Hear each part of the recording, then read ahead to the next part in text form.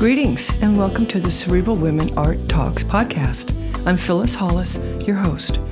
As an extension of my Instagram page, Cerebral Women, this podcast offers insights into the visual art world. I interview artists, mainly artists of color and female artists who will freely articulate what inspires their creativity. In addition, you'll hear interesting perspectives from dedicated art professionals who work with artists and the art institutions that feature them. I'm confident that collectively, these individuals will indeed stimulate your mind as they do our eyes. Please know these interviews are conducted in my Manhattan apartment, so please forgive the background sounds of city life. Welcome to the Cerebral Women Art Talks podcast. In this episode, I'm proud to feature Lisa Corinne Davis. She is a Brooklyn-based painter best known for paintings and works on paper that resemble multi-layered maps with encoded narratives. Her practice explores the complex relationship between race, culture, and history, and with it, ideas about classification and contingency, the rational and irrational, chaos, and order. Her paintings have been exhibited across the United States and in Europe, and she is well liked by the press, including The Telegraph, Art News, Art in America, the Philadelphia Inquirer, and the New York Times. Lisa's work is included in many prestigious private and public collections, and she is the recipient of numerous awards and fellowships. In 2017, she was inducted as a National Academician at the National Academy Museum and School. Lisa taught at the Yale University School of Art and is currently a professor of art and head of painting at Hunter College. She has an upcoming solo show at the Pamela Salisbury Gallery and will be appearing in a film about MFA programs by the same producer of The Price of Everything, as well as a film for PBS about North Brooklyn artists. Thank you for joining the Cerebral Women Art Talks podcast and enjoy this interesting conversation with Lisa Corinne Davis. Welcome, Lisa. Thank you so much for joining me on my Cerebral Women Art Talks podcast. I appreciate the time. You have a very impressive background as an artist, and so let's dive in. And please tell us, when did you discover your artistic passion? Oh, it's a day I'll never forget. It was second grade, and I had a teacher who sent us outdoors to paint the landscape. And she gave us a sponge and some tempera paint. And somehow the translation of that landscape to the page blew my mind. I still have this painting to today, and I would like to think it was genius at work, but there was perspective. Somehow I figured out the trees in the back should be smaller and the ones in the front. And of course, the sponge she gave us was a good imitation for foliage. And it was truly like a miracle to me that I could represent what I was looking at. And so that was it. I was off to the races after that. And it's wonderful that you still have it. That meant that your parents appreciated this passion that you had, and they wanted to save it for you, because they could have just thrown it away. That's a very good point. I've never thought about it in that way. I mean, it's in very bad shape. It's on brown paper, but I use it as the first, when I lecture. I mean, people are probably cringing in their seats because they think, oh, she's going to go from 19 whatever to now, and this is going to be the longest lecture on the planet. But I use it as a way of, just describing that passion for finding mechanisms to talk about things. And, but yeah, back to my parents. My father died when I was very young, but my mother had a real appreciation for art, even though, she was a lawyer and an educator. She appreciated it, and she saw value in it, and certainly, on occasion would paint herself. They weren't so great, but she really had a knack for wanting to make things. And So yeah, I never thought about the storage of that painting, but she must have saw it as something I'd want someday. Right. No, that's special. That's special. So you started off as a landscape painter, artist. Yeah, weirdly enough, yeah. And did you ever, as a child, did you ever dabble with figurative, or did you always lean towards abstract?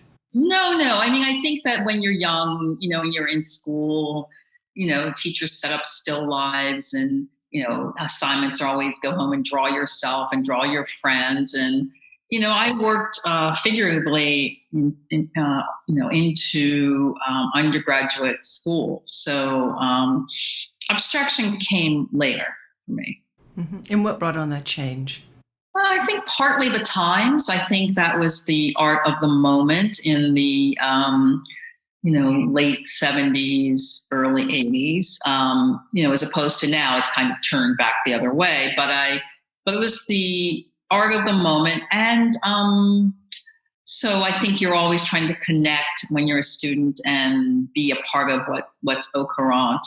But later, when I started finding content in my work, because you're kind of imitating for years, like trying to figure out who you are as a painter, I started dealing with issues of my own identity, as a light-skinned Black woman. And the work at the time was either figurative or very highly political. And neither were a fit for me. Primarily the political work, like I say, like an Adrian Piper. As much as I love her work, it just felt like the issues I was sorting through were much more personal than political, and much more felt than trying to change other people's thought processes. And was that a concept that was carried throughout your work for many years? Yeah, I would say from the time I was at the end of my undergraduate education at Pratt and entered Hunter College, I was, living my life as many people are, having relationships, had friends, and the thing that always kind of got slipped in there at one point or another was, well, what are you? And which I found really kind of a shocking question after people, like why that was a thing that people wanted to nail down when we're already friends and, or lovers or whatever. And it came for me to be a kind of cultural safe spot that people want labels in order to feel secure. Like then they can do with that label what they may, but they needed a label. So that kind of security of identity under a label just didn't fit for me. I mean, yes, according to the laws of the United States from back when, whatever, I'm Black, but, I had two Black parents, but I also was educated in white private schools and grew up partially in an Orthodox Jewish neighborhood. So my cultural understandings and what makes me as a person are a complex mixture of all those things. Mm-hmm. And so I felt that that story translated better to abstraction, to senses of senses of location, senses of disorientation, asking the viewer to construct a meaning seemed to make more sense. Can you elaborate on that? How viewers, how do they comprehend or understand what the artist's message is, or what the artist's feelings are in an abstract work? I mean, figurative work, it doesn't challenge your mind as much to think about what it represents. Mm-hmm. But with abstract work, it's a lot of concentration and just spending time thinking about it. So right. Give me and listeners some guidance on looking, feeling, analyzing a figurative work versus an abstract work. Yeah, so I just think in general terms, representation deals with exterior things that you're representing to depict something. So the outside characteristics or the clothing or the location. With abstraction, we're dealing with things, elements that we have feelings about, so that exist in the world. So, for example, when we see geometry and ruled lines and primary colors, we think of that information as more factual. I mean, and in the world, it operates that way, like in maps and graphs, etc. When we see spills and organic forms and more toxic colors, we think of biological instances and more psychological instances, and we don't translate that to maybe factual information. So I play upon these things that we feel is noted in geometry versus organic forms. I play upon color that we trust as fact and color that we feel is intuitive. And I mix these things together so that the viewer hopefully doesn't know which way to go. And it all lives within the habitat of something that pseudo looks like a map or an aerial view or a location of sorts, but doesn't play by the rules of what a map guides us to do. So I think when we look at abstraction in general, we are looking at things that are coded in the world, and we do have feelings about them. And thus, again, like I'm interested in, for myself in the narrative of the feeling of race or identity as more personal and maybe less on firm ground. So that's what I'm trying to play with. Do critics understand your work? I think they do. I've never found a educated audience, or meaning art educated, critics and other artists, or kind of a layman, not very quickly say, "Oh, I'm looking from above," or "This is a map," and slowly really unravel the pieces. Like I just was filmed for a film that's coming up on PBS, and the people working on the film got the work very quickly. So I felt good about that. Again, it's supposed to set up questions more than give you answers. And they kind of quickly get what the questions are. So when you're creating, do you think about who your audience might be? Never. Yeah. I just can't. No, I never do. I'm thinking about how to tell this personal story better. It's all for myself.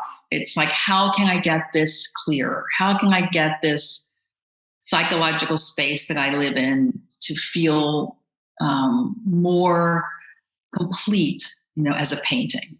So I don't think about my audience at all. I don't know if that's a good thing, but but I don't. Yeah, that's fine. I get different answers when I ask that question. So as a young person, can you recall an artist or a body of work, a sculpture that influenced you? I can't think of one body of work, but I can think of places I went that, so I grew up in Baltimore, and I would go to the Baltimore Museum often, and I would see the Cone collection there. So I love the sense of gallery spaces. I love the sense of in those days, the emptiness of a museum. And I loved the idea that there were these stories being told as paintings in general. That was more important to me growing up, I think, than individual artists. So you're a fine artist, impressive artist, but you also teach. You currently teach at Hunter College full-time. You've taught at Yale, very impressive. So share with us that part of your life and what that life has been like during the pandemic. Oh, yeah. Okay. So I mean, teaching is the greatest job I love to dislike. I mean, and before I get to the pandemic, I guess what I mean by that is like, it's such a privileged place to be able to teach. And as I get older, it's more of a privileged place, meaning that I get to bear witness to younger thinking and younger culture. And I can't think of how I would get that access without being in the classroom. So that is helpful for me in being clear on how the world is changing and how young people see the world changing in ways that maybe I don't see it changing in the ways they do. And so that's like really important. And certainly when I started up at Yale, I was really not even painting then. I was really more doing works on paper that were drawing based, still representational, by the way. And I learned a lot. Like these are some serious painters there. And so as I was teaching, I was learning. So it was kind of a reciprocal relationship in my mind. I don't think they knew that, but for me it was. The pandemic has been really hard for my students, and probably more than it's been hard on me. I mean, I've lived long enough that I've gone through things like 9/11 and, where I lived near the World Trade Center at the time. And I know what it's like to stop working for a while, question art, question art's role, question the economy around art, think that I should be doing something more substantial to save the world or deal with the problems of the world. So I've been through that before. They hadn't. And so all those issues came up for them. And they couldn't for a while figure out a way to keep making work, because studios were shut down. Like you don't need a studio to make artwork. You just need a space and you need some supply. And so maybe stepping outside of your normal routine will be good. So I kind of had to change my graduate course in the middle of the semester to something that was slower and more reflective, and which was really hard for them to adjust to. But in the end, they did. And I think they understood the value of that. But they're anxious, they're better this semester so far, but they've adjusted and they're determined and they're ambitious. But they're more nervous about this world that they're chosen to enter. Right. So when you spoke about 9/11 and how it impacted you as an artist, did you feel that influenced them, that they could draw from that and really appreciate what you and other artists had experienced during the time, and what a tragedy like that, how it actually impacts your creativity? I don't know if they understand the stories. I mean, I certainly, they read about, we were handing out readings about artists during war times, et cetera. They understand it. I mean, something about like going through 9/11 is like, I thought I could rationalize it day by day, week by week, month by month. But there was a lot going on inside of me that I just couldn't put into words. I just couldn't really process in real time. And I think is happening to them too. So even though intellectually they understand, there's a lot of stuff going on that will take maybe years for them to fully understand and know what to do with. And I think that's what they're going through right now. As a painter first and an academic second. Thank you, Phyllis. What do you feel your role is to people who are not artists, for people viewing your work, and maybe actually I should say for artists also? Okay, yeah. I think artists are telling the story of their given time. We're cultural speakers. So we are visually processing the cultural time we live in and how we navigate that individually. So it's like an individual navigation to a cultural moment. So And you can't get rid of that cultural moment. It exists as a platform. It's how you navigate it. So just like any artist in the Renaissance was dealing with science and math and therefore perspective in the work.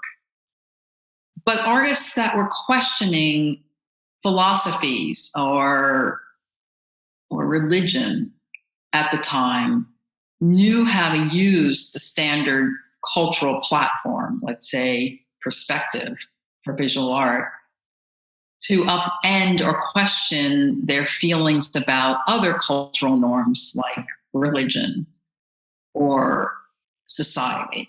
So I was just speaking this week in class about Veronese, who all the perspective in his paintings is kind of a kilt, like it's tilted, it's not straight, it's not going to a point.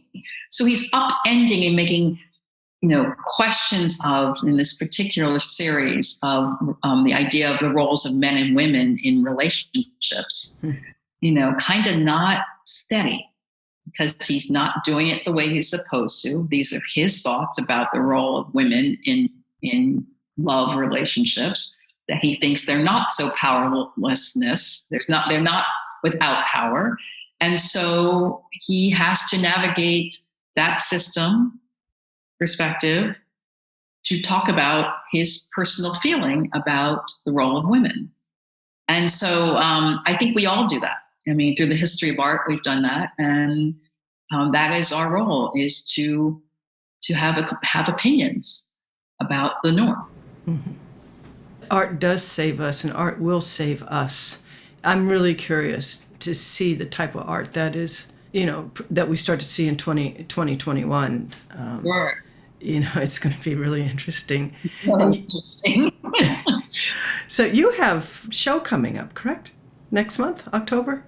I do. It opens at October 9th at Pamela Salisbury Gallery up here in Hudson, New York, where I currently am. And she opened the gallery, unfortunately, in March. And so she had to close it down 2 weeks later, but has managed to keep it going. Pamela used to be with the New York Studio School and ran the gallery there and worked for David McKee before that. And is a painter too. So she's an interesting combination of knowing the art business and understanding what it's like to be an artist. And the shows have been super interesting so far. So I'm excited to be opening there soon. That's fantastic. Can you share anything more about the show with us? It's called All Shook Up. And back to what we were just talking about. I mean, not only is that a song, but it's obviously has many meanings for me. It's the basis of the lack of stability in my paintings, but it's also commenting on our current time. So, so that's my little cheeky way of nodding to working during this COVID time. And there'll be about 8 or 9 paintings, not all new, but some of them done during 2020 in the show. And I'm sure the gallery will hold virtual shows. Yeah. There's been a lot of virtual shows. I mean, I have to say there was very little stoppage for artists to continue making and showing during this pandemic, and so. I've been in a couple of virtual exhibitions, a lot of benefit exhibitions. So I'm super excited that artists are not only promoting themselves, but helping institutions that need help at this point. The Q Foundation is a benefit that's about to happen in a couple weeks, and I have a piece in that exhibition also. That's great. So when someone looks at your work, 2020 versus 2019, how differently will they feel? I think it's a little more chaotic. I mean, it's always hard to see what you're actually doing at the time. But I think the work is a little more chaotic, a little harder to find a place to exist peacefully in it. The macro and micro is more zoomed out in the work. So I think that's what's going on in it. We'll see what I think 6 months from now. Right, exactly.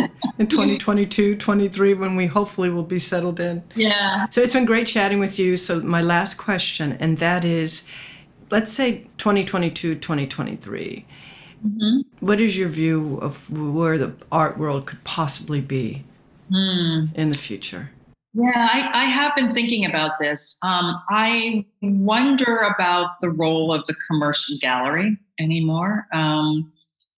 I say that because I think the platform of Instagram has given artists a lot of visibility. I know for myself, I don't post that often, but certainly it has attracted collectors I would have never met. I mean, various collectors. So that kind of cuts out the middleman, which is the commercial gallery. And so I'm just wondering how that's going to play out as more and more artists are being contacted directly. And I know some of these collectors don't want to deal with the gallery. So that's a question I'm having about the commercial gallery going forward. And I'm kind of curious, since all the fairs have been and are being done virtually, I'm wondering how that's going to shift potentially the art fair. I mean, I know not everyone. I know people that love to go to art fairs, love the social aspect, the party aspect, the seen and be seen aspect. But, some people just want to buy. And so Right. I don't want that aspect. So I'm just curious how the fairs are going to shift slightly or not based on this. That's another question I have. Yeah. Well, I tell you, I am looking forward to the day when we can all enjoy art in person. Something tells me the art world is going to be lit up, exciting, and everybody's going to be, yes, let's celebrate. So I look forward to that, but I know it's no time in the near future. But thank you so much, Lisa, for your time. Oh, thank you, Phyllis. It's great to meet you and to talk with you. Thank you. And I'm going to encourage all the listeners to make sure that they view your show online and look at your work. Great, thank you. And actually, just to be clear, the show in Hudson, it's not online, it's real. So you can come to the gallery if you. Oh, that's fantastic. That's good to know. Thank you so much. Here. Bye-bye. Bye-bye.